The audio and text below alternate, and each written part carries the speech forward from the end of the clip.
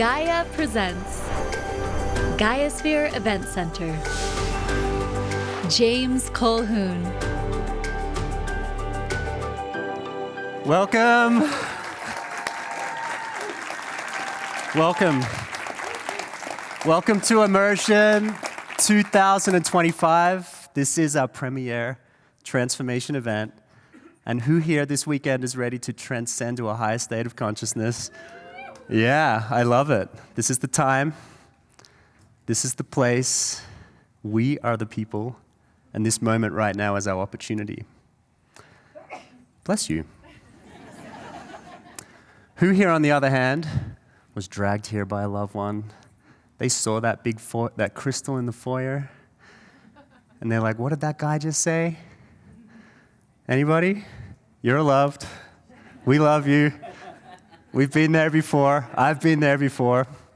You see, the path to elevating frequency and vibration is a little bit making popcorn, a little bit like making popcorn. You start out firm, hard, tough. This is the lower vibrational states of jealousy, fear, anger, hatred, separation. And as you become popped, you become lighter, brighter, fluffier, tastier even. And we ascend to these states of love, compassion, empathy, unity, and oneness. Now, I must warn you, especially for that one lady that put her hand up, this is a one-way journey. You cannot go back to being a harder version of yourself, a more closed-off version of yourself. Once you start this process and it continues to unfold, there's no going back. Who understands that? Yeah? So at Gaia, our mission is to create a transformational network that empowers a global conscious community. And so you, literally being right here, right now, is us seeing our mission come to life. So thank you.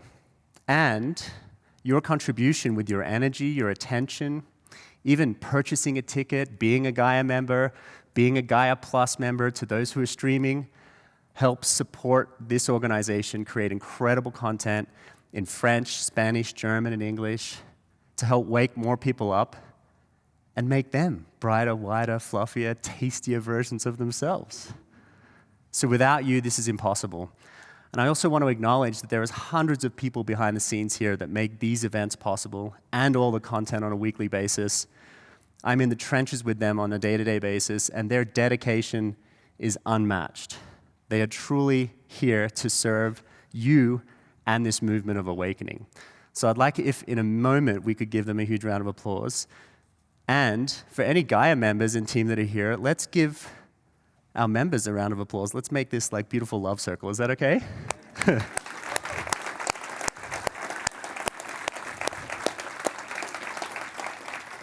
Isn't that cute? Isn't that cute? Feels like we're throwing flowers at each other. I love that. So, you might not know this unless you're seeing somebody next to you with a headset on, but I'm currently being dubbed live into Spanish. We have members in over 185 different countries around the world, and this weekend alone we will have tens of thousands of different members tuning in from locations all across the globe. And so right now, if you could turn around, and there's a camera at the back with a red light on it, and if we could wave hello to all of the members that are tuning in. Good morning. And if you're in Australia, which is my native country, go to bed. What are you doing? If you're in Europe, welcome. You're probably enjoying a cup of tea in the evening. And you'll see some of the programming, not all of it. But this will be available to members on the Gaia Plus platform for replay, so don't fear. I'm about to bring out our first guest, and he's going to be helping us put into action a lot of what we learn on Gaia. The impetus of these in-person events is for us to take the knowledge of the platform and start to put it into action. Because it's through action that we start to experience what it feels like to transform, what it feels like to be this lighter, brighter, fluffier, more tastier version of ourselves. And so these events are about not only knowledge acclimation, but also about putting that into action. And our first guest is going to help us do that.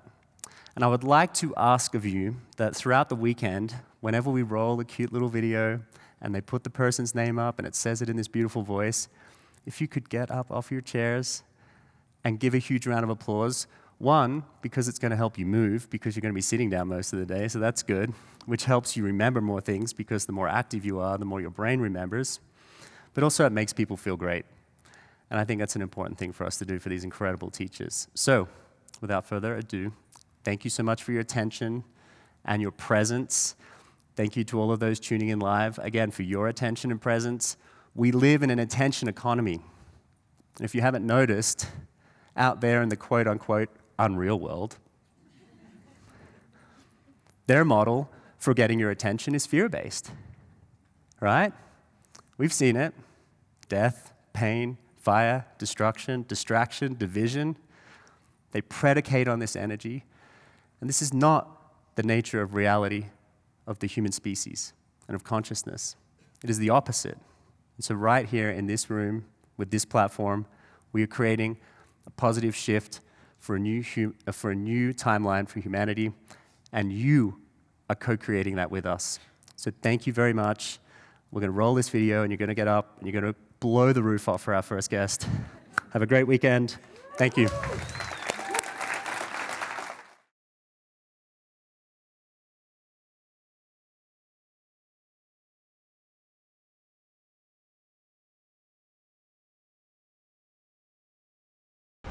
Gaia presents GaiaSphere Event Center Immersion Conference. Dr. Espen Wold Jensen.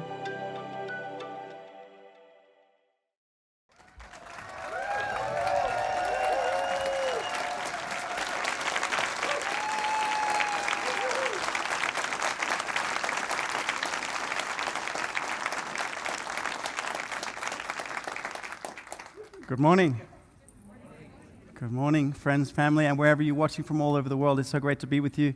My name is Espen. I have the privilege of opening up this amazing gathering that we have for the next 2 days. And it's my intention to not only provide you with some knowledge today that we can take and implement into our lives, but also to do some breathing with you, to do some experience with you, to have the experience of getting to know this power of breath, this spirit that lives within, and to do so in a way where we can actually take away some tangible tools so we can use in our lives as well. So for those of you who don't know me, as I mentioned, my name is Espen. I have the privilege of guiding you for the next 90 minutes. And I'd like to start by asking if you would take a moment, close your eyes, wherever you're watching from around the world, just take a moment to close your eyes. And let's start by setting an intention for this next 90 minutes that we have together. So as we breathe in, we're aware that we're breathing in. And as we breathe out, we're aware that we're breathing out. As we breathe in, we feel the inhale. And as we breathe out, relax and feel the exhale. So setting a positive, loving intention, something perhaps that you'd like to receive into your life, something you'd like to let go of, perhaps. As you breathe into this intention, feel it in every cell, organ, and tissue of your body and being. And as you breathe out, let go of the attachment, because it's already yours. One more time, breathing in.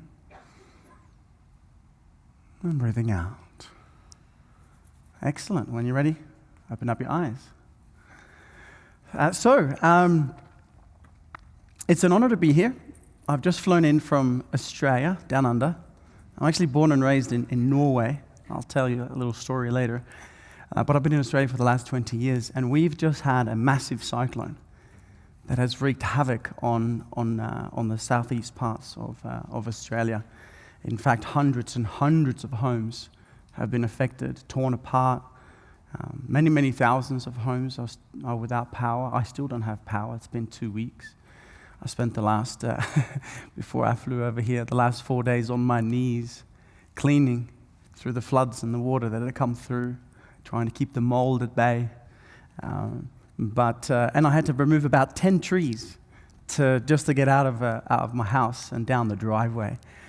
But as Spirit would have it, I was not going to let anything get in the way of being here today. So I want to say a very special thank you for having us.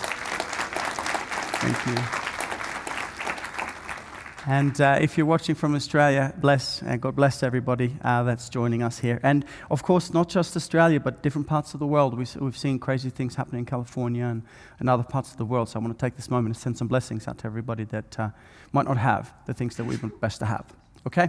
Cool. So a couple of things. Let's get the basics out of the way. I talk a little bit fast. Okay? My brain works on all cylinders. So if I talk fast, just listen faster. And I do have a bit of a weird accent. It's a mix between this Scandinavian Viking old accent and kind of Australian. So not much I can do with that, so just have to live with that. And my intention for you, as I mentioned before, is that we leave here today, not just with information, transformation, but we have some tangible tools that we can deploy in our life. And as we go through it as well, tune in to your intuition. You know, we can hear great things, and we can see great things, and we can learn great things. But you know, when you get that feeling in your being, when you feel that it's true, we call it truth bumps, right? Or goose bumps. I like truth bumps or spirit bumps. When Spirit speaks through you, feel free to take a note. Because I feel like as we go through life, the superpower of intuition has been awakened more and more within us. And it gives us the opportunity to attune to that. So you've got pen and paper here if you're in the room. If you're watching us from home, grab your pen and paper and get ready. I'm pretty confident that there are some things that I'll say that you might want to take a note on as well. So as you feel these things, do take the opportunity to take some notes. And let's see how we can apply it. So firstly, my topic for today is called the quantum leap. How we can activate our superhuman faculties through the power of our breath. It's interesting when you look at it. I'm a educator by trade. I used to teach in schools. Also a primary healthcare physician. So as I went through life, I realized that my belief is that we could do with a bit of an upgrade to our education system. Would you agree? Right. And what about our healthcare system? Yeah? I say we don't really have a healthcare system, we have a sick care system. Okay? No disregard, no disrespect, but we have to come to terms with the fact that sometimes we believe that we have a system that will improve our health. Well, it's there to avoid and or deal with sickness, not necessarily to increase energy frequency and vibration in the body and being. And so what we're doing is, ladies and gentlemen, not just learning, but we also have to unlearn some things. Okay? We have to let go of some thoughts, patterns, indoctrinations, beliefs, and programs that we believe to be true. So is it okay with you if I stretch you today, mentally? Is that okay? But I also want to say there's some things, in fact, a lot of things that I don't know. I don't think we become wise until we recognize how much we don't know. And so it's okay with you. I'm going to keep an open mind. Are you open to that as well? I'll keep an open mind together today. If you're watching at home, again, same thing. Let's keep an open mind and let's go through it. And you know, in the evolution of human species, we see that evolution takes a very long time. Right? But there comes a time in the evolution of our species, of every species, where there is such a thing as a quantum leap, where there is a sudden change, where as a species, for us as humanity, there is a giant leap in the evolution of consciousness. I personally do believe, and I feel the truth bumps as I share this with you, that this is the time that we're living in right now. That we're living in the time of the Great Awakening, where humanity ascends from lower vibrations of fear and constriction, of sickness and poverty and separation, into a higher state of consciousness, simply just aligning back home to the truth of our own ontological being, which is love and light. And this is the transition that we're living in. This is my belief. And of course, what we believe we will achieve. So this is a chosen belief. And as I go through life and as I see these things, I choose to reprogram my mind to focus on the things that I believe is already unfolding. And this is the quantum leap. And so just to be clear, what we're experiencing right now may not take thousands of years. It could happen like that. Is it okay to believe that we can enter a high state of consciousness like that? Is that okay with you guys? Choose to borrow that belief, because we know time as an aspect of the fourth dimension is not necessarily real. It's certainly not real for the soul. It's real for the body and the mind, or at least for the body, which is subject to time, because the third dimension is, that of lower than the fourth dimension, which is time. or a key aspect of time. But our spirit, the essence of our consciousness and our divine nature, is not bound by space or time. So I'd like to have that conversation with you from that higher perspective so that we can not only see ourselves, having a human experience, but also recognize and remember who we are. So I'd like to start with a question. And this question has two choices. You can choose from scenario 1 or scenario 2. I want to point out neither of these choices are right or wrong. So you couldn't stuff this up even if you tried. So if you're watching from home, I'd like you to join in. We're going to do just the same unless you're driving, which you shouldn't be doing at the moment. Be as present as you can. But we're going to go on a journey within. I always say we don't have to go without when we go within. It's an interesting concept to explore, isn't it? How we've externalized so much of the inner greatness that we have around us rather than really bringing the attention back within. So we're going to ask ourselves a question. It's in fact one of the most commonly asked questions in the history of philosophy, which pertains to the question, who am I? And again, no right or wrong answer. It's simply a matter of what you believe. Okay? So let's do this if you can. Uncross your legs, shuffle your meat back in your seat. Sit up nice and tall. Take this moment to close your eyes. Take this moment to close your eyes. And again, as you breathe in, you're aware that you're breathing in. And as you breathe out, you're aware that you're breathing out. And as you breathe in, you're aware that that's the inhale. And as you breathe out, you're aware that that's the exhale. And as you're sitting up tall with your eyes closed, your shoulders back, your chest and your chin up, your heart open, and you're observing the inhale versus the exhale, you're practicing the very first principle the Buddha ever taught on the topic of meditation, the Anapana, the inhale versus the exhale. And as such, you are meditating. And in this state, with your eyes closed and your spine straight and perhaps an open, loving heart, I'm going to present you with two possible scenarios. Neither is right or wrong. It is simply a matter of what you believe. Let's begin. Scenario 1 is for you if you believe that you are only made up of flesh and bone. That means scenario number 1 is for you if you believe that the only thing that exists is the material world, the world of matter, the things that we can touch and feel and see, and that is it. That is scenario number 1. Scenario number 2 is for you if you believe that perhaps inside of you there is a spirit or a soul, some sort of energy, some sort of consciousness. Scenario 2 is for you if you believe that there is more to you than just the physical parts. When you're ready, take a breath into your heart.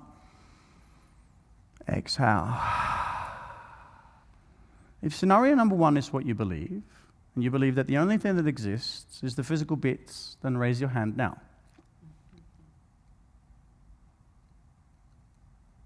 If scenario number 2 is what you believe, and you believe there's more to you, perhaps a spirit or a soul, some sort of consciousness, then do raise your hand now. If you raised your hand up, keep your hand up.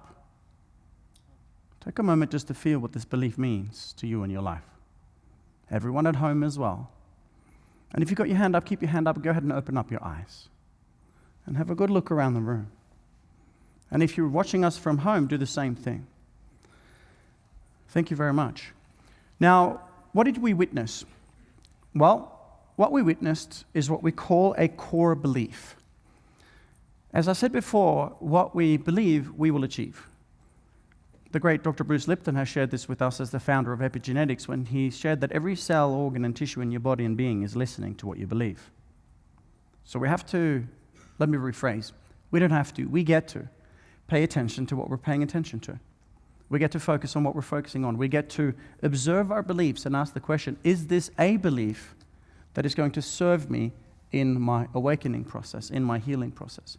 And so, ladies and gentlemen, you'd note that at least 95+%, if not more, of this room went up for scenario number 2. So if you're watching at home, if you're in this room, I'd like you to just grab your pen and paper and write down. This is a very interactive workshop. I want you to give you some real tools here. So grab your pen and paper and write down what you call this thing. Some people call it consciousness. Some people call it spirit. Some people call it God. Some people call it soul.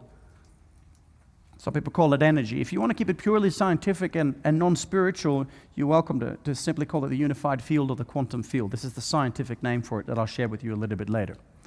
So go ahead and write down, and if you're at home, if you don't have pen and paper, this is the moment where you grab your phone and type this in your phone, right? And right before that word, I'd like you to go to the left and write the two words, I am. I am that I am. And so when you write I am spirit, I am soul, I am consciousness, it brings you a deeper level of, if I may, inner standing. Not understanding. You're not standing under a concept. You're inner standing. You're making it part of your beingness, that which you are. And so, ladies and gentlemen, I've done this with tens of thousands of people. I know that you know who you are. I know that you have begun to remember. And some of you have been remembering for a long time. But others are just starting the awakening process of coming home. And I think that is the key. We're not going anywhere. We're coming home. We're coming home to the essence of our own divine nature. And as you write I am and what you wrote, as I said, I know that you know. You're here, you're doing the work, and if you're watching from home, you're doing this work that many people perhaps could be and should be doing, but you're doing it because you've remembered. So I know that you know. I'm here to not preach to you that you know. I'm here to show you how. Would it be fair to say that we can talk nutrition all day, but unless you change the way you eat, nothing's going to change? Yes, no? Yes? Would it be fair to say that we can talk meditation all day, but unless you sit and you're in stillness and you're with awareness of breath, and not much is going to change? So theory and action are two different things. When I discovered the chakra system, which I'll talk about later, which is a major part of my model, the energy centers, I knew about the chakras, but I was not practicing any of this at all. And so this is really where we go from theory to action, from, yeah, I get it, but now I start to live this way. Okay? So let's lean in and let's look at this belief of who we are, such as I am spirit, I am soul, I am more than just the body, and look at the science behind it as well. And this is something that really has intrigued me for the last 20 years. I wanted to really find the science of it, because I know that spirituality has been teaching this for thousands of years. And it seems interesting, though, for me as a researcher, as a physician, I was really stuck in my head for a long time. I love the quote by Tony Robbins, when you're in your head, you're dead. And it's kind of making that transition from the head to the heart. And what a long and what a beautiful journey. But it just reminded me of what I had forgotten as I got caught up in the materialistic world. So Plato said something quite profound. He said, we have a body, we have a mind, we have a soul. The body must be directed by the mind, and the mind must be guided by the soul. I believe the soul stands for the state of unconditional love. That's a great one if you're taking notes. State of unconditional love. And I want to talk about the science behind this spirit, this soul, this consciousness, because my hypothesis, my belief is that we are spirit infused. We are consciousness having a human experience, not the other way around. It's as if I'm in this world, but I'm not just of this world. Does that make sense? And so as we go through this experience, I wanted to know the science. And so I started looking into quantum mechanics or quantum physics. I know many of you are quite familiar. And so I wanted to really grasp the science here. And I wanted to know and understand what science says about the true nature of reality. And as I went on this journey and I started exploring, I realized that science and spirituality is one and the same thing. It depends on which aspect of science you look at. If you look at Newtonian physics, of course, studying that more of the matter, the body, because we are a body too, would you agree? I mean, I have a right hand, I have a left hand. Don't tell me that I'm not also part physical. Like, I know that I'm bound by gravity. I'm bound by the laws of physics to some degree. We're starting to bend those rules and those laws now, though, because we're starting to remember what we knew many, many thousands of years ago. So Max Planck became, as you might know, the founder of quantum theory when he quantified and provided evidence for a quote-unquote field of divine intelligence that exists within all things. And this was proven in 1918 when he won this Nobel Prize, and is still true today in 2025. Ladies and gentlemen, both spirit and science says the same thing. It says that we are divine beings having a temporary human experience. So let's say, for instance, that your body lasts 120 years. Many will last longer, some shorter. I get it. But let's say that the body lasts 120 years. Here's a pop quiz question for you. Do you think your spirit or your soul will die when your body dies? Yes, no? No? I think no. I think the answer is no. But I may be wrong. But I have chosen to believe that I'm the eternal embodied in temporary time. Okay? I'm the eternal embodied in temporary time. And so if that's who I am, the higher self, if you will, the spirit, the soul, and there's many names for it. We're not going to create any dogma here. There's going to be no separation here. There's about 4,200 religions so far that we know of, and many of them think that they're right and the other ones are wrong. So this is not a dogmatic separation type platform. This is a unity-based platform. Everyone is welcome here. Is that okay with you? So it doesn't matter if you're an atheist or a Christian or a Buddhist or anything in between. Everyone is welcome here. As long as it's a beautiful path of love to God, then it's beautiful as far as I'm concerned. So Max Planck would prove this over 100 years ago, still true to this day, that we are indeed consciousness having this temporary human experience. And it just so seems, we call it the matrix, that we're really only seeing a tiny, tiny percentage of what really exists in this time and space, which I'll get to also in a moment. So I'm going to share a slide with you now. This is for those of you who are analytical, and those of you who really want to double down on the science, but I don't want you to get caught up in this slide, okay? Because some people go, oh my gosh, it's too complex. Yeah, it's very complex. That's why I'll break it down for you, keep it super simple. Like Einstein said, if you can't explain it simplistically, you don't understand it fully. So the slide looks like this. This slide summarizes the last 300 years of research in the three following fields: quantum mechanics or quantum physics, studying the real laws of nature; metaphysics, the more spiritual, esoteric aspect of things; and also Newtonian physics, studying the laws of matter. And what we now know, ladies and gentlemen, is that we are not matter, we are wave. We are more wave and energy than we are matter. But it just so happens that if we have wave, if we have energy, frequency, and vibration that's slowed down enough, it actually crystallizes into what we call matter. And so I'd like to take you through this process just really quickly by demonstrating what we see on the outside compared to what's really on the inside. So if you see at the top of the chart, and if you're home, you should be able to see this as well. You can see it says here on the third one from the left is this material sign. So let's call that matter. That means that you and I have a body. Okay, so we are matter, a right hand and a left hand. So I'd like you to do this for me. Just have a look at your hand for a moment. Okay, and when you see your hand, you can see the epidermis, which is the outside or the outer layer of the skin, and you can easily see that that is matter. Okay? But if we go deeper, if again look at the slide and you go deeper, when we get to the third level, we come to quantum mechanics and nuclear physics. And if we go to the core of it, what we find is, of course, what we know as the unified field. Okay, this is really at the base of who we are. So again, imagine you put your hand under a microscope. It's a really good electron microscope, and it gets to get to the core of who and what you are. Okay, so you put your hand under a microscope, you have the epidermis and the dermal levels and the subdermal levels, but what are you going to see in this microscope? Well, firstly, you're going to see a thing called a molecule. I know many of you have heard of a molecule before. And then you go lower to the next level, you're going to find a thing that we in Australia call an atom, right? An atom. And then in the middle of the atom, you're going to find what?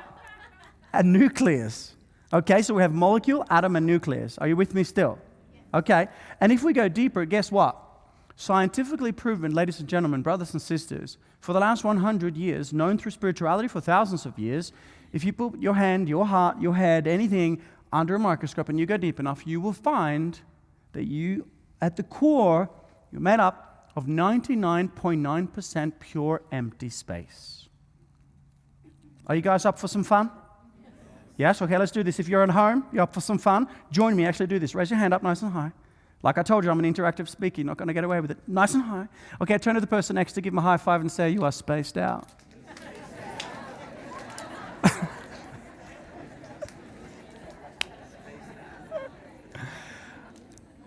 That is what we call an anchor, okay? So I just took 300 years of science in three fields and gave you an anchor. programmed into the subconscious mind. So next time you give someone a high five and say you are spaced out, you'll have this knowledge in your subconscious, okay? You're welcome. But it's a really great way for us to understand what science says about the nature of reality, what spirituality, as I said, have been teaching for thousands of years. So we find ourselves, and by the way, if you don't believe that, just let's be clear, 99.9999999% of who and what we are is what we call empty space.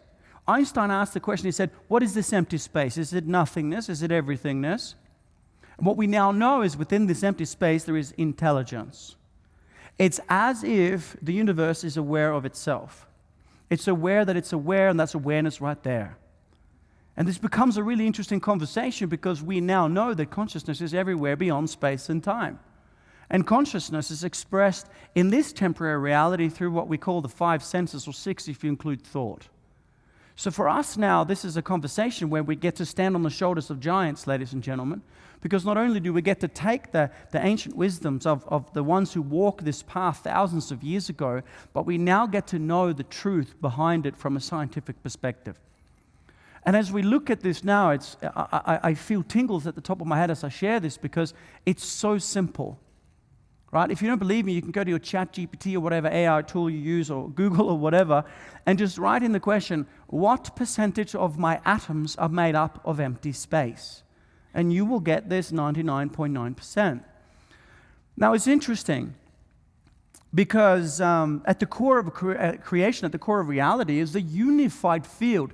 But would you agree that if I look at you, it seems like you're sitting down there, or wherever you're watching from, wherever you're watching in the world, but I'm up here. Would it be fair to say that it seems that we're separate? This, ladies and gentlemen, if you want to write it down, is what we call the illusion of separation. The illusion of separation. The primary interference pattern to your pineal gland and third eye. The illusion that we are separate. We are separate. You're there, I'm here, but that's only true in 0.0001% of everything that exists in nature. So through that 99%, we know that everything is connected. And this is such a powerful concept because we know that we're connected. If I ask you if you're connected, if everything is connected, you'd say yes. But still, at some point in time, we've walked past a beggar on the street and not even sent him or her some love because we were caught up in our own stuff. But when we come home to the remembering that all is one and unique expressions of Source, we can recognize ourselves in each other. And that is a critical part of our awakening. We cannot take that and make that leap unless we can begin to embody, not just theoretically, but in practice, this unity consciousness. It's the fundamental principle. It's the number one of the 12 universal laws. The law of divine oneness. So let's look at some of these faculties, and let's have a conversation around how much of this 99.9% of pure untapped, let me be clear, you're made up of 99.9% pure untapped energy potential. Right? For me as a physician, I was working with my patients, and what we did a lot of the time, God bless my past and all that sort of stuff, we were working with them merely on a physical level. Or you have a liver problem, let's fix the liver. Or you have a problem with your brain, let's look at the brain scans, let's do the blood test. Great. It's very important to do this. But I was missing the mark because I was not seeing the patient or the person as energy, frequency, and vibration. I was not necessarily practicing the wholeness to the level that I do now. And so to be clear, ladies and gentlemen, if you're only working with healing on the physical front, the nutrition and the movement, which are fundamental, critical, non-negotiable factors, you're still only working with less than 1% of your potential. Does that make sense? So we want to really understand energy, frequency, and vibration. So I'll take us to this next slide, and we'll talk a little bit about the current level that we're at in humanity. And before I do, I'd like to kind of ask you a question. Do you believe that when we look at something like the pyramids 3,000 to 5,000 years ago, that we seem to have been somewhat more advanced as a species in the past? There was knowledge in the past. Maybe we got help from, outer sources, or maybe we did that as a, on our own accord as a species. But what we now know is we cannot replicate the pyramids that were built, say, 3,000 to 5,000 years ago. It's 2025, and we can't build a pyramid the way it was built thousands of years ago. So hang on, what's going on? Either we've forgotten some stuff, or we're more advanced in the past. I believe there were, as beautifully shared by Gaia and Greg Braden and many others, there were civilizations of the past that were way more advanced than where we are. So it may just be that we are remembering that we're starting to put together the pieces again of what we used to know back then. So if we keep an open mind from a higher perspective, my hypothesis is simple. I'm going to tell you this right now as a friend, not necessarily as a physician or a teacher, but as a friend, I'm going to say there's nothing wrong with you. In the allopathic model of medicine, which is wonderful because it's saved a lot of lives, but it's also taken a lot of lives, what we've found is that there's often a label. You have this and you have that, and you are sick and you are broken, and therefore here is your prognosis. And you believe it, and so therefore you'll achieve it, but you and I might look at things from a different regard. So I say there's nothing wrong with you. There's no need for curing or fixing or treating. But I will say this, there are levels of interference. This is a word that I'd like you to write down if you're watching, wherever you're watching from in the world, write down the word interference. There are levels of interference. And these levels of interference are the things that we can remove. There's physical interference, mental interference, emotional interference, spiritual interference, chemical interference. And if we remove these levels of interference, take a physical one, for example, most people are overfed and undernourished. If you remove the physical impurities, then you are already going to raise to a high vibration. So again, I love this. We're not going anywhere, we're coming home. It rings so true to my heart. The essence of your soul is abundant. The essence of your soul is limitless. The essence of your soul is love. How do we get to love? You're not going to love, you're coming home to love. Does that make sense? Okay, cool. So let's look at some of these faculties. Here we are. And by the way, are you aware that you're aware of your breath right now? You're breathing, yes? Okay, good. Stay aware that you're aware of your breath. Okay, so humans, 99.9% pure empty space, pure untapped energy potential. This is where we get the chance to unlock, unleash, and unblock that life force, that prana that is who and what we are. But similarly, look at the eyes and the ears. Currently, as you look around this room and wherever you are in the world, you can see, have a look, less than 0.035% of the colors that exists in this room. You can hear less than 0.8% of the sounds that exist right now. So when they say the Matrix, it's a fairly good choice of words, I would say, because it actually enables us to realize how much we're not seeing or hearing or tuning into just yet. But as we turn on these faculties, as you can see, many of you have heard that we only use 5 to 10% of our brain. That is debatable now in neuroscience, but nonetheless, it's worth mentioning. I think within this, what we are doing is we are activating these faculties. We are remembering what we once used to know. And even if that's not true, what we are doing is we're toggling on, this is my hypothesis, this is not science, I'll tell you what I believe, we're toggling on dormant DNA. Because the so-called scientists have said that 98% of your DNA is junk. Great. I am junk. I don't think so, my friend. I think that 98% almost matches the 99% of code yet to be activated. Is this an okay belief to have? Because if we can choose this belief, And I know Richard Rudd and the Gene Keys talks beautifully about activating this golden strand. I mean, potentially we are now a two-stranded carbon DNA being. Who knows if we've been downgraded or if we're going to be upgraded or upgrade ourselves perhaps to a 12-stranded divine light DNA. That's what I believe.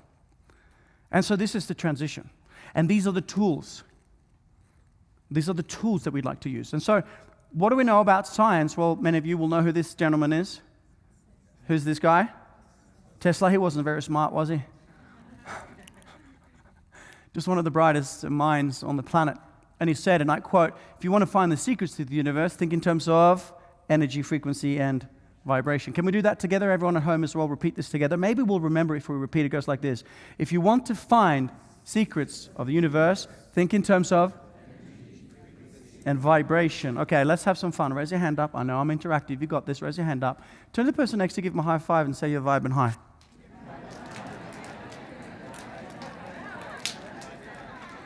This is the new human. It's the new quantum human. So let's be clear. The slides that I showed you a little while ago, that's the old human.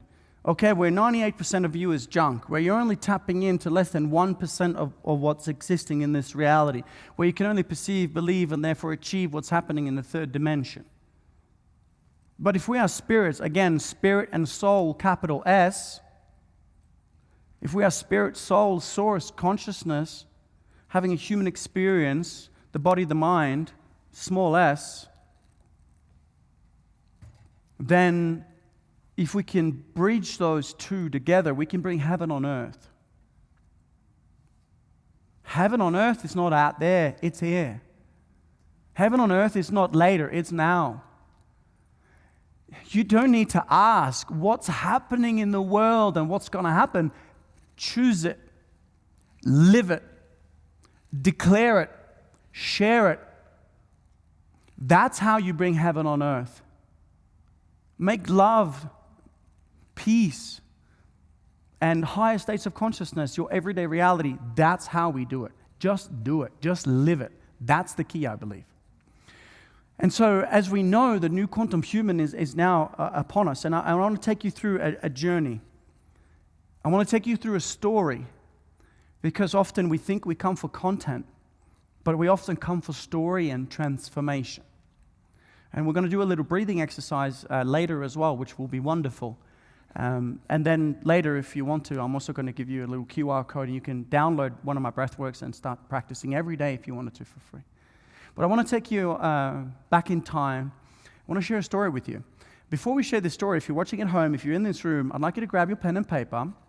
And I'd like you to start by taking a breath in, so breathing in, and breathing out. Very good. Breathing in, aware that you're breathing in.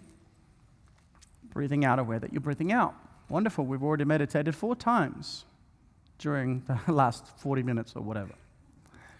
So as you breathe now, I'd like you to tune into, to feel into, either 1, the biggest challenge you've ever faced in your life, or 2, the biggest challenge that you're currently facing right now. And not just think of it, but feel it, okay? The feeling is the healing. Emotion, energy in motion, yes? So feel.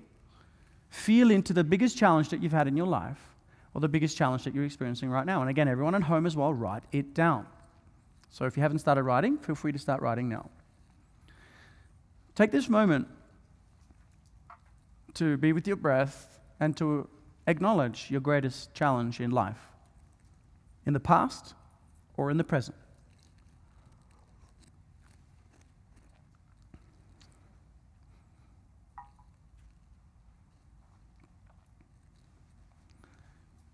And as I take you on the journey of this story, I'd like you to envision that this is your story. That my story is similar to yours, of course not the same, but similar. How many of you have seen the movie Frozen? You've seen the movie Frozen? You've got kids, you've seen it 10 times, right? I want to see it again. Elsa. Most people don't know this, but the movie Frozen is actually based on my hometown. It's a real place, and it's called Arendelle. It's a tiny little, used to be an old fisherman village in the south of Norway, in Scandinavia, yeah? And I remember this like it was yesterday. I was born and raised in a little family. It was my mother and myself, my little sister, and my little brother.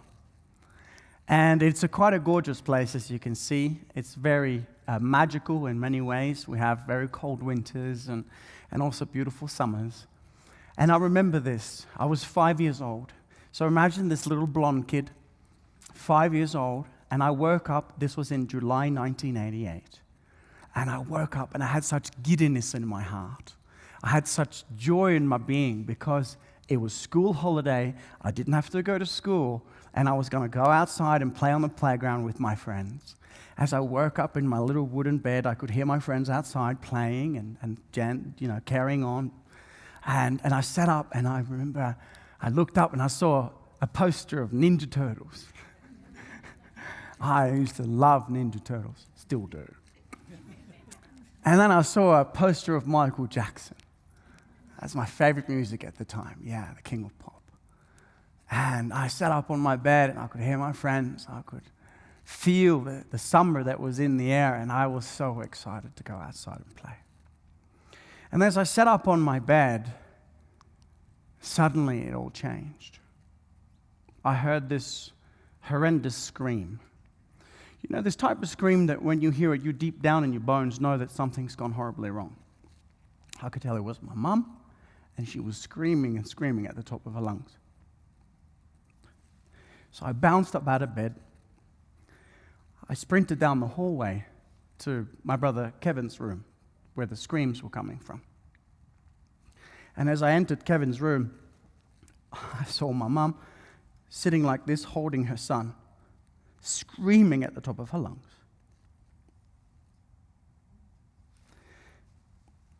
That's when I experienced my first deep trauma, which was the death of my little brother.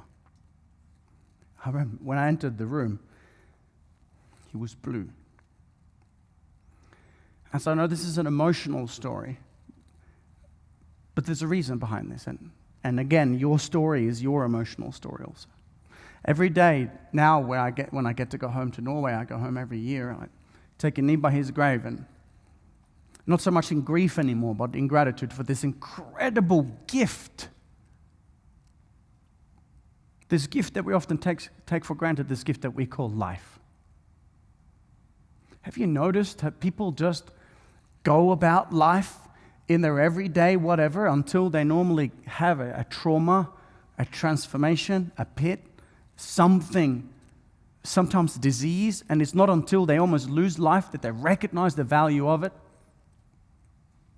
So it's not about existing, it's about truly living. Where are you not truly living? So when my brother died, I was devoted to finding out what it truly means to live a magnificent life, because it's precious. It's so, so precious. 2 years after my brother Kevin died, my little sister Katinka was born. And she was born permanently disabled. She has a condition called spina bifida vera, where her spinal cord goes from her brain, but instead of going down to her legs, it exits at L3. So she's never had the chance to do what we can do, to walk, to stand, to run, like most of us in this room. And so when it came to my brother, the first question I had was, what does it mean to truly live? And when it came to my sister, the question was, what does it mean to truly heal? Where does sickness and disease come from? These are the two questions that I've been obsessed with all of my life. 36, 37 years now, since that happened. And so I wanted to be smart, I wanted to be learned, because I had a learning difficulty when I was young. I couldn't read or write well. I don't know if any of you had this experience where you have to read out loud in class. All right? And I remember I was asked to read, and I was like, no, please, not me. And it was getting closer and closer, and then the teacher said, hey, Espen, stand up. Time for you to read. And as I started reading, all the numbers and letters were all moving around, and I couldn't see it. I couldn't read it. And I started to shake. And the whole class burst out in laughter. I can't read. So I thought I was stupid. As my friend Dr. John D. Martini says, the void drives the value. What you perceive as missing is what you seek. Here I am, chasing knowledge and wisdom as my highest value. And so, as I grew up, I had this trauma.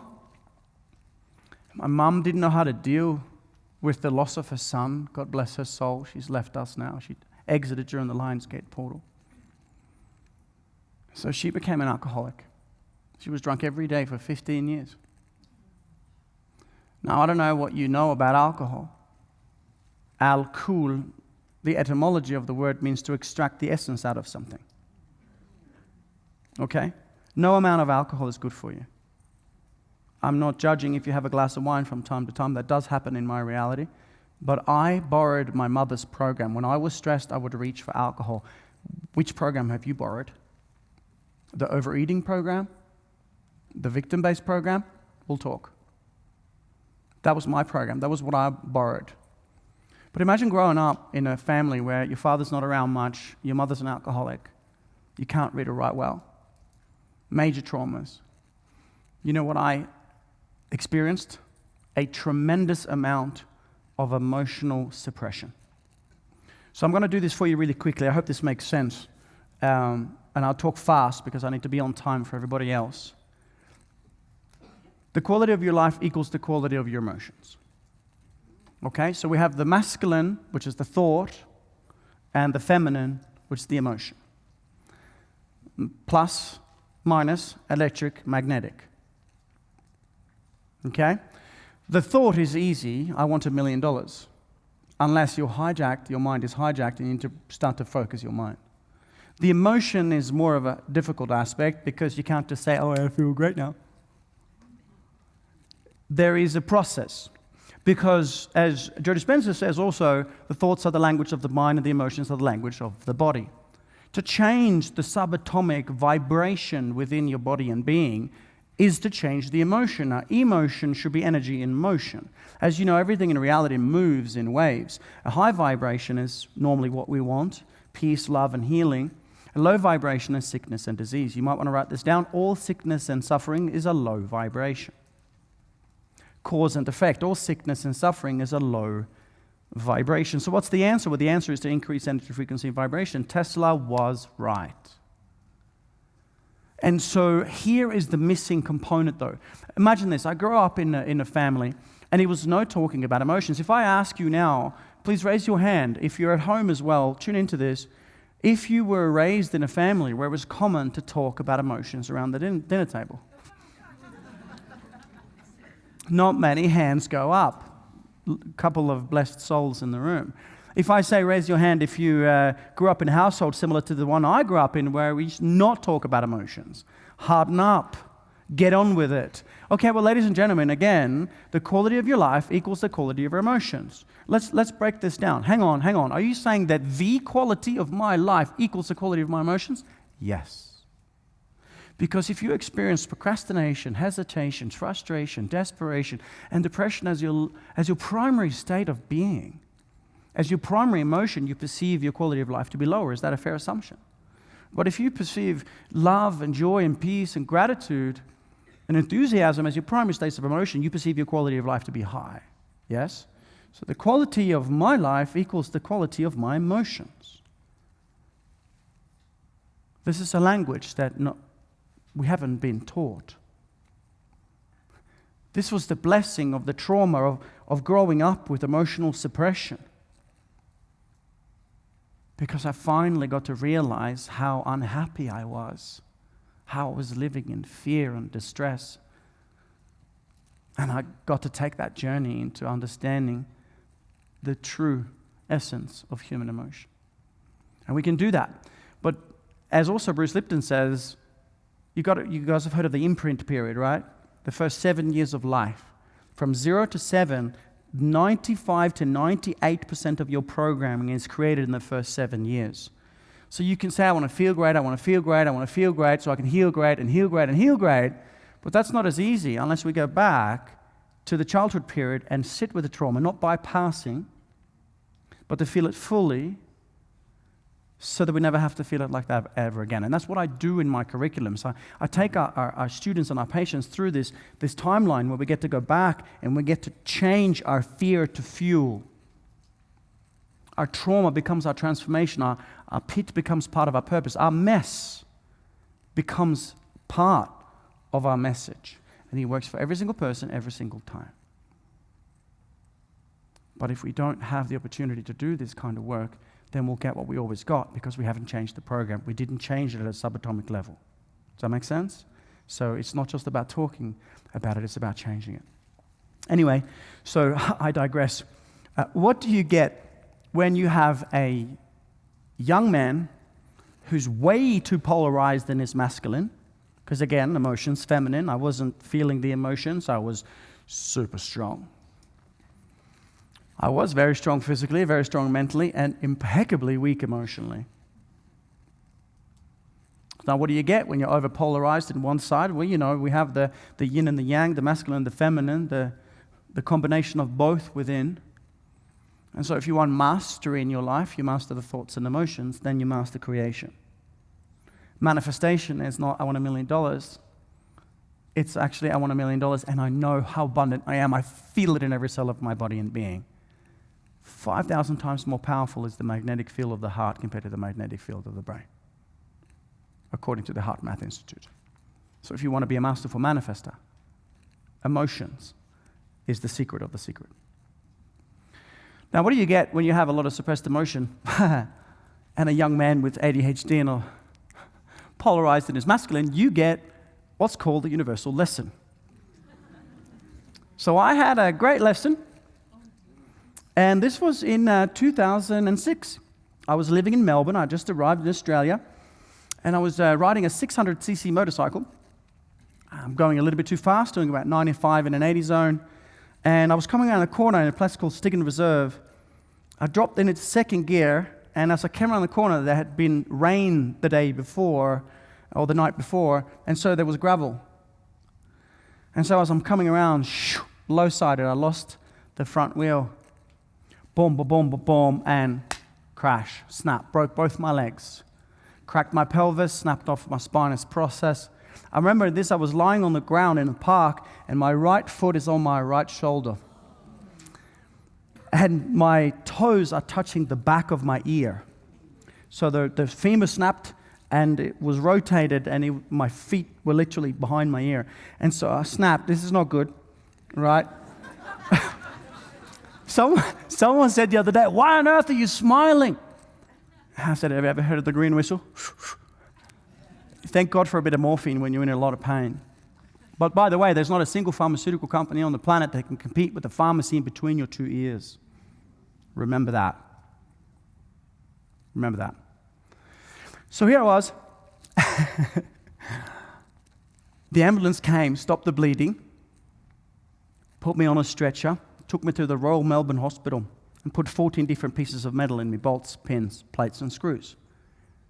And some weeks and into months later, I was out of the hospital and in a wheelchair like my sister. Got myself onto crutches, started walking again. A year later, I went back to the Royal Melbourne Hospital to take the metal out because it was painful. I had a pin through my right femur that was about 1.5 centimeters longer than my thigh bone. So it was scratching into my hip as I was walking for a year and a bit. And so I went and took the metal out, and that's when I got the greatest gift from God, greater organized design, source, creator, universe, whatever you want to call it, which was a staph infection. I got the staph infection from the hospital, and I remember I thought someone had spilled coffee down my leg, and I turned around, there was no one there, and I looked, and there was blood and pus covering my leg. Oh, no. So I went to the lab. I said to the guys at pathology, I said, you need to swab this and send it off. I need to know what culture this is. And it came back staph. For those of you who don't know, MRSA is a multi-resistant staph infection. It's the type of infection that eats away your flesh and does not respond, if at all, to antibiotics. So the system didn't know what to do. So the system said, we're going to give you lots of antibiotics just in case. But what you may not know is that you have more bacteria in your body than you have cells. You are made up of bacteria. Bacteria is not bad. You can't live without bacteria. In fact, the majority of your immune system comes from the bacterial flora in your gut. Majority of people watching out there and in this room right now, you have parasites in your body and being, and you've probably never tested for it. So this is where we could do some of the functional medicine stuff, which is useful. Very, very useful. To see is to know, not to see is to guess. But they didn't know how to deal with the staph infection, so they said, well, we'll give you drugs instead, or just in case. So they put me up with a broad-spectrum antibiotic, pumping me full of heavy drugs. And then I remember, and no judgment here, by the way, just to tell the story, I was laid up in hospital, they're pumping me full of drugs, I'm losing weight, I'm getting sicker and sicker, and they're feeding me white bread and Jell-O. And I'm like,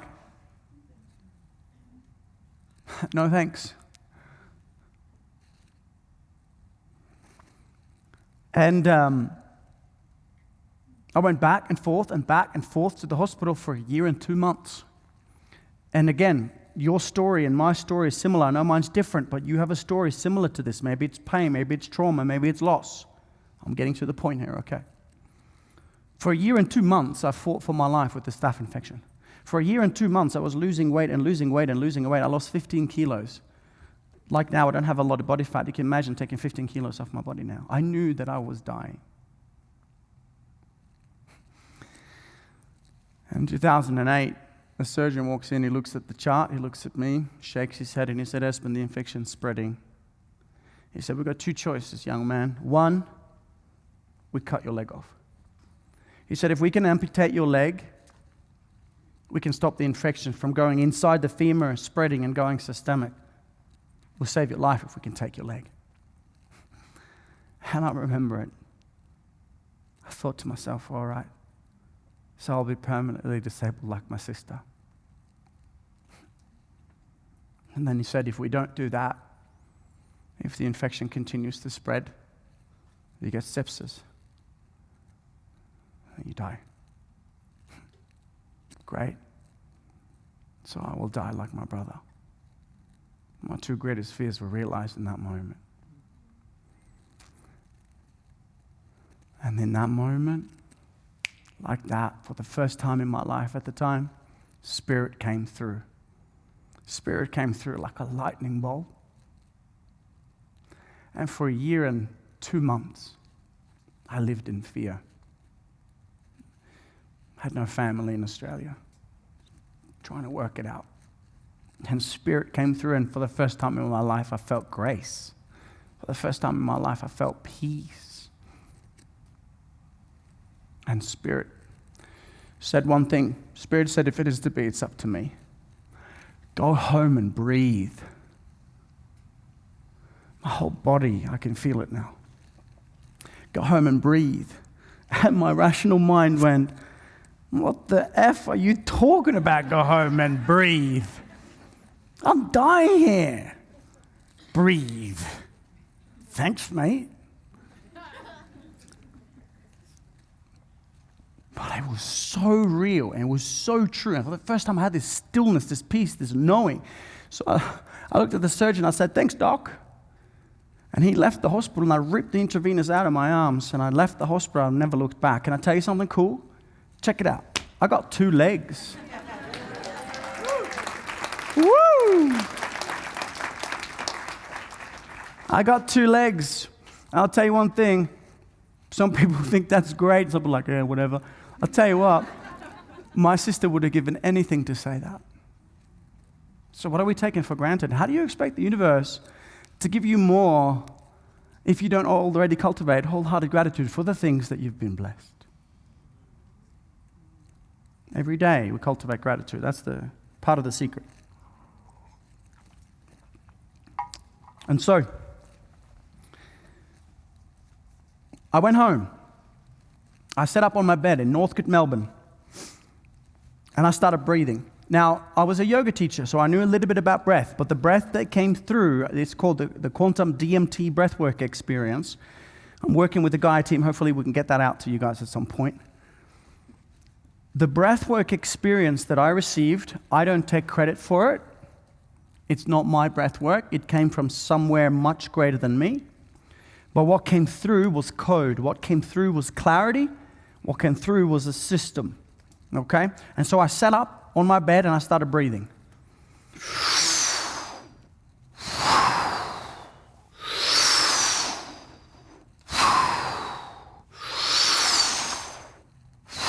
Whee, I felt good. I got high on my own supply. It was so great. And so when it happened, I was breathing and I felt amazing. I passed out. And I woke up and I was like, wee, this is great. And again, remember, I lived in fear for 1 year and 2 months. So I thought, this is amazing. I feel great. I'm going to do that again. And so I did it again, and I did it again 2-3 times a day. Next day, 4-5 times a day, breathing, breathing, breathing. What's interesting was, as I was breathing, visions of finding a blue baby was coming up. Visions of being bullied at school because I couldn't read or write well was coming up. Visions of seeing my sister being bullied because of her disability was coming up. And I'm breathing, thinking, hang on, I've got a hole on the side of my hip. This has been open for 1 year and 2 months. Sometimes it's about 1 millimeter or 2, sometimes it's 1 centimeter. And this hole doesn't close off because of the infection. But as I was breathing, the hole was getting smaller. And I didn't know what it was, but I kept on doing it because it was getting smaller. And ladies and gentlemen, I've fought for my life with this infection for 1 year and 2 months. And 3.5 weeks, I healed myself through the power of breath. 3.5 weeks. Now, let me be clear. I'm not saying if you break a leg, don't go to the hospital. If you break a leg, don't meditate. You go to hospital, you get care, and then you meditate. Okay? So sick care is relevant and it's necessary if you have a trauma. But what I want to talk to you about is how to optimize human performance. So basically, I went from 2 broken legs and almost dying in a hospital bed twice to becoming, anyone heard of Ninja Warrior? Yeah. Right, so I happened to be on the show twice. This is a picture from the show. And I managed to, without any training, getting through the course and up the top of that thing and smashing that buzzer. And I'm really, I'm not sharing that to impress you, but to impress upon you that if I can go from being born and raised in a broken home, in a broken family, with a broken mind, being financially broke, to literally having 2 broken legs and almost dying twice, to getting to where I am now, you are miles ahead. You are miles ahead. And all you've got to do is to say yes today and work at how along the way. It'll take you to where you want to go. Just don't stop. Trust the innate potential. 70 trillion cells, each cell has an estimated 6 trillion actions. It does 6 trillion different things per cell per second. That is you. That is intelligence at play. And so I want to talk to you about this hypothesis. I've got 20 minutes left. And the hypothesis is that there's more to us than meets the eye. The hypothesis, of course, means a theory that we're trying to prove. And I want to take you through my theory. I want to show you my method. And I'd like you to kind of tune into it with your intuition and your mind as well. So let's go. How many of you have heard of the chakras, energy centers? Raise your hand if you're at home as well. Yeah, cool. So it's interesting. I had a great chat with Joe Dispenza some years ago in Cancun. And I asked him, hey, Joe, out of all the things you've done, all the science, everything that you've studied, the research, the hundreds of thousands of people that you've helped, what's the thing that's blown your mind the most? We're walking on the beach, you're having a good chat. It's like, okay, let's go. You're like, ask the question. What's the thing that's blown your mind the most?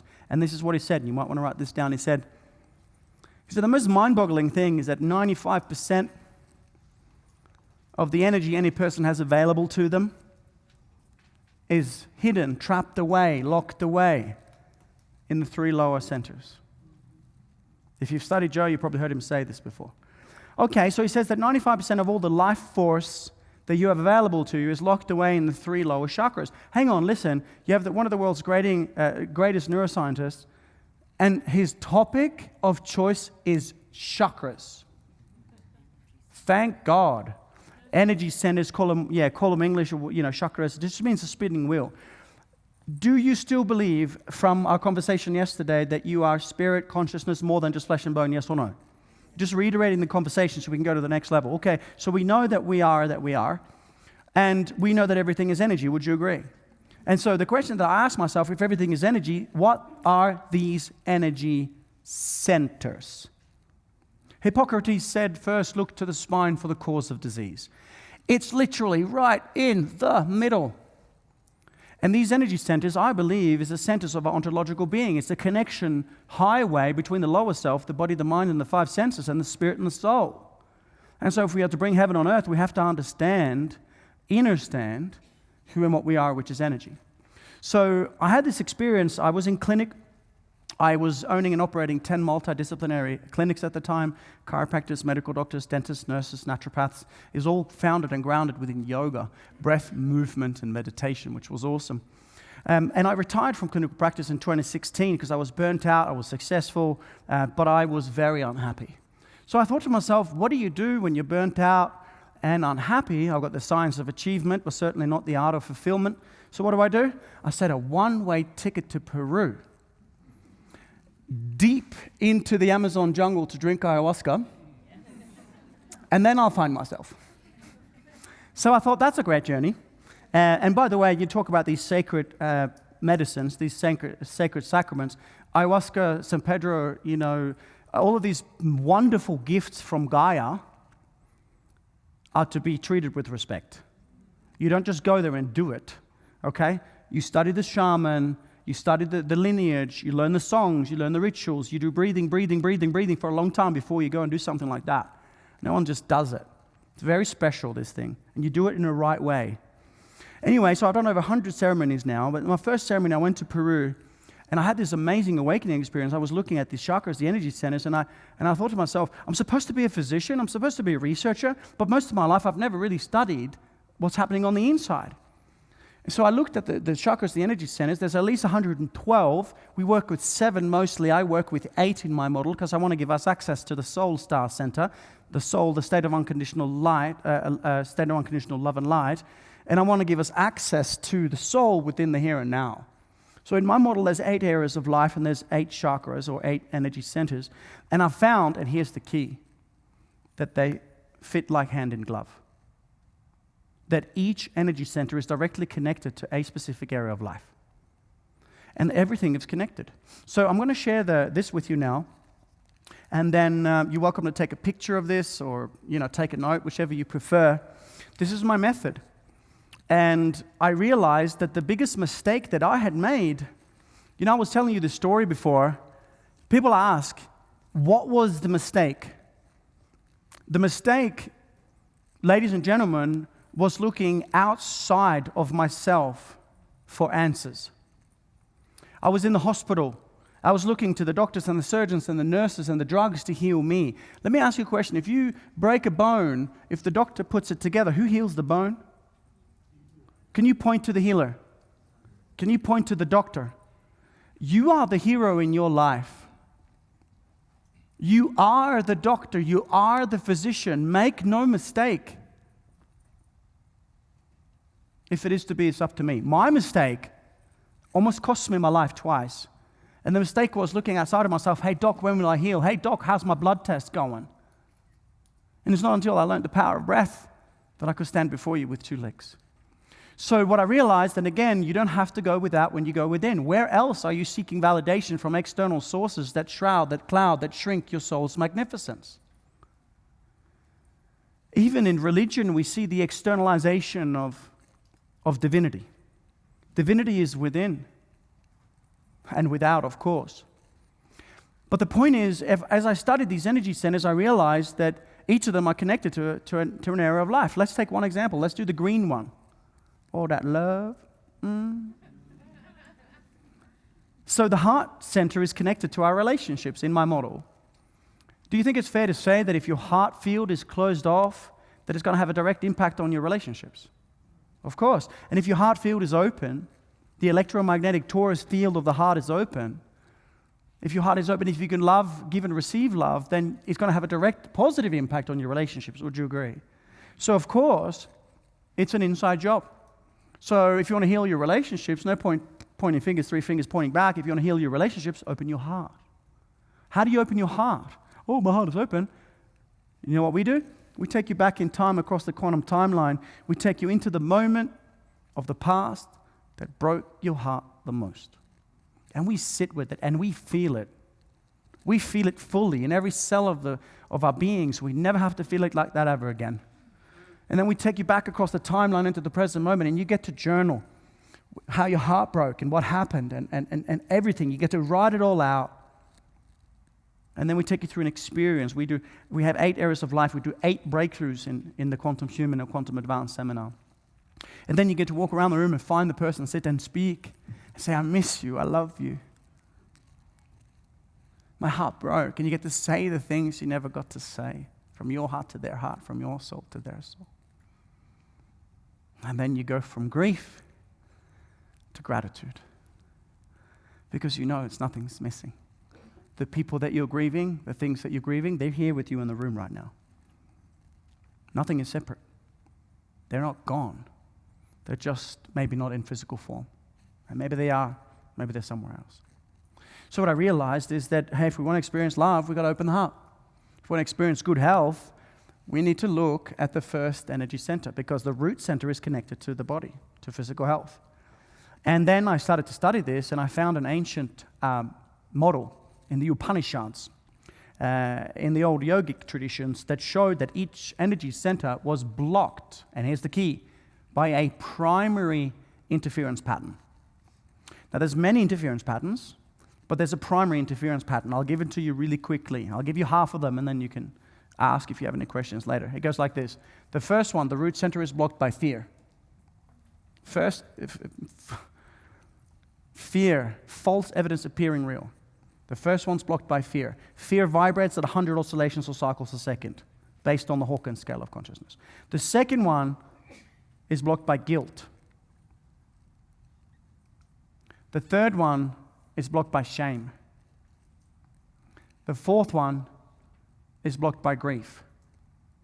And so on and so forth. So what we do with our students is we take them back in time and we turn fear to fuel. Guilt to gratitude, grief to gratitude, and so on and so forth. And it's an alchemical process that increases the energy, frequency, and vibration in the body and being. And again, the quality of our life equals the quality of our emotions. If our standard bandwidth of emotion at the moment is about 200 to 300, whatever it is, if we let go of fear, the truth will appear, so simple and clear. And then we come up to a high vibration. It's not better or worse. It's just brighter up here or in here. So the method is interesting, and we've had the chance to graduate over 10,000 people now and do some great research with some local universities as well. So that's the method. And it goes, as you can see, all the way up to the Soul Star Center to fill up the body and being with the light that we are. So I want to ask you some questions. Okay, sit up nice and tall. Let's do some quick breathing. Let's sit up nice and tall for a minute. I'll ask you a couple of questions. As you correct your posture, you're aware that you're aware of your posture. You correct your breath. Take a sip of water. This water, by the way, this is intelligence. The water, have a conversation with the water. Be one with the water. Your body is water. Know the water. The wisdom of the universe is in the water. Okay. Pop quiz, ladies and gentlemen, at home, in the room. How long can we go without food? It's going to be many different answers here. How long can we go without food? 3 to 4 weeks. 3 to 4 days? A couple of days? Years? 25 days? Okay. 45 days? Okay, cool. So many people would say, at least some years ago, 3, 4 days. You know, some people, hours, you know. That's a parasite speaking, by the way, not you.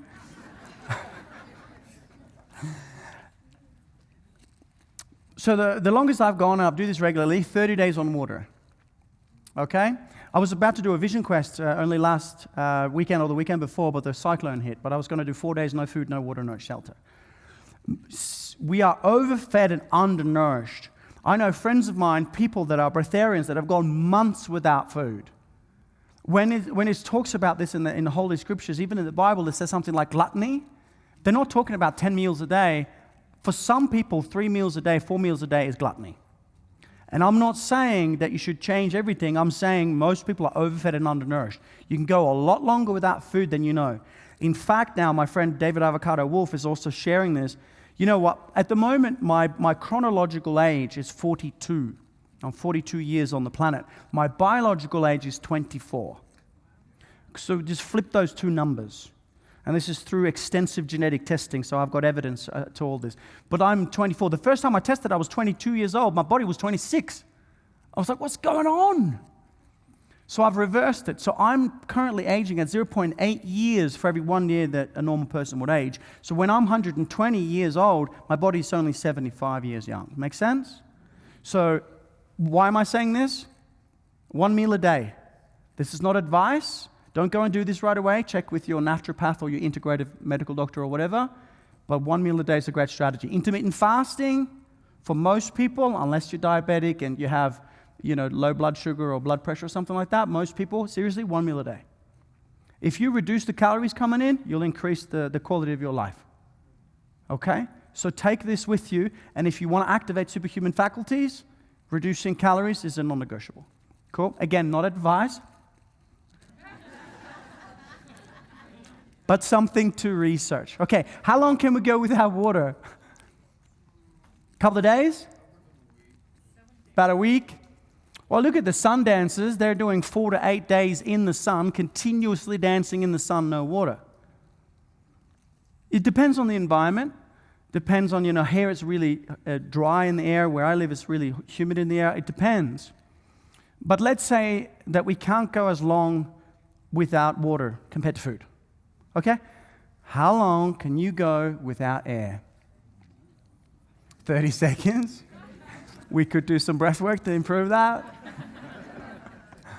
How long? Anyone? Minutes. 7 minutes, your brain's going to go through hypoxia, and it's farewell. Okay? Maybe a minute for some, maybe 2 minutes for others. Ladies and gentlemen, air is the primary healing element.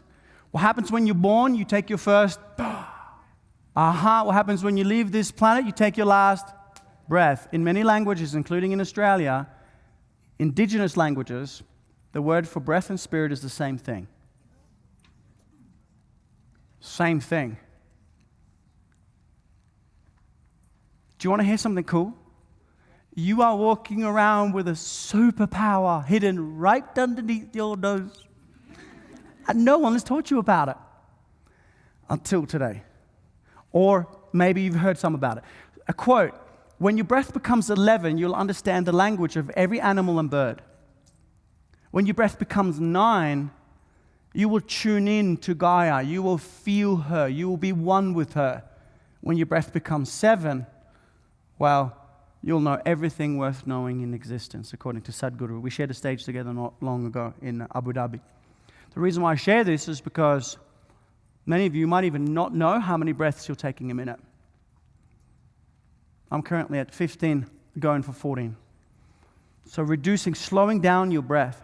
So I want to talk about the history of breath. And thousands of years ago, there existed a brotherhood of mystics, the ancient yogis in the mountains of the Himalayas, that had discovered certain tools to defy the laws of physics, where they could be buried underground without breathing for days because they could slow their heart rate down so much, where they could literally set fire. You've seen the monks, how they set fire to things using prana. And this wisdom was passed down from master to chosen disciple in absolute secrecy. But that time is over. The wisdom is here, and it's now.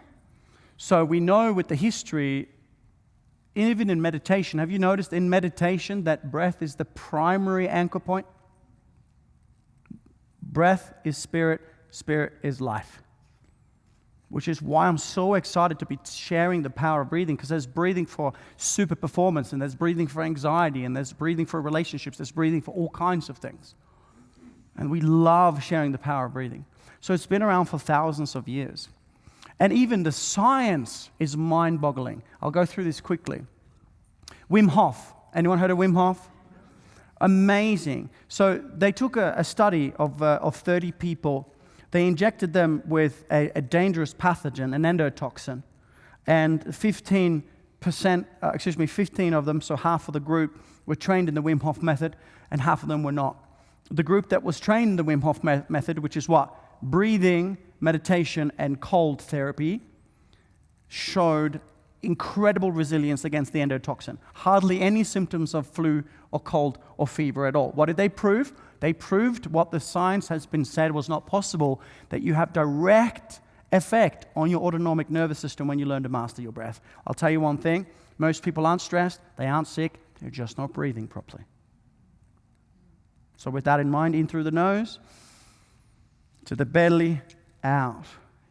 You can stimulate your autonomic nervous system. You can turn on the parasympathetic nervous system when you breathe through the nose into the belly. Similarly, there was an amazing study done at Harvard with veterans from Iraq and Afghanistan that had PTSD and severe stress.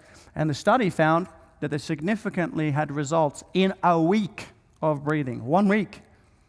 And more importantly, 1 year later, they still had benefits from that breathing that they did. A year later with PTSD. And the list goes on and on. There's been about 18,000 published articles now in the last 10 years, most of them since 2010. Stress and mental health, quality of life, even with clinically diagnosed people, diagnosed with anxiety and depression. Proven results. And so I'll get Gaia, if possible, to put these references in the show notes for you guys to look at later if you wish. But let's talk about the spirit of breath. We're going to do a 60-second breathing exercise if you want to give this a try. So if you want to put your pen and paper down.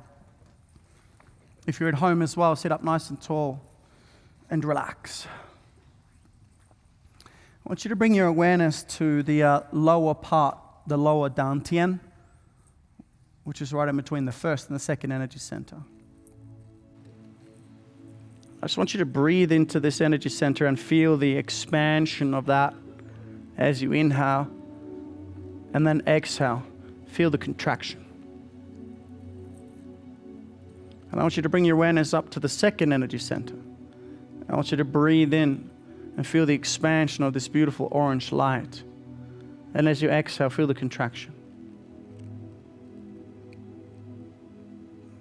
And into the third one, where the solar plexus is this yellow light, breathing it in, feeling it expanding, filling up with golden light. And as you exhale, slowly feel that golden light flowing in and filling you up. Move your awareness up to your beautiful divine heart, breathing in, opening, exhaling, receiving all that love that you've been giving, coming back to you, filling you up now. And into the throat now, breathing in, expanding that beautiful sapphire blue light. And exhale one more time, bring it back in. Speaking your truth, living your truth. In to the pineal and pituitary glands, to the all-seeing eye, indigo-colored light. Exhale, filling back up. And then into the crown. Feel that portal connecting you straight to source. Exhale, pull back divine consciousness into the body and being through the crown. And then the last one, in to 20 centimeters above your head. That's it, big breath, that beautiful white light. Exhale, fill up your body and being with that light. Keep your eyes closed and relax. And remember who you are. Not just the body, not just the mind. The spiritual energy, the consciousness that is the observer of the body and the mind. The eternal embodied in temporary time. And so it is. And when you're ready, big breath in. Exhale. And when you're ready, open up your eyes. And welcome back to the Matrix. So, ladies and gentlemen, as I said, you know, the first thing we do when we're born is we take that beautiful breath. And the last thing we do before we leave this temporary human experience is we take our last breath. Some say that life is a series of inhales and exhales. And the more we are aware that we are aware of our breath, the more we get to live in the present moment. And so we can use breath for healing and super performance. But it's also a tool. And you know what? It's free of charge. I think it's going to cost you a lot even if you don't use it. And the coolest thing is you couldn't leave home without it even if you tried. It's always with you. That power is always with you. So the question is it a hypothesis or is it evidence? Well, that's for me to somewhat know and for you to hopefully one day find out. And I'd like to close with a story before I give a little gift to you.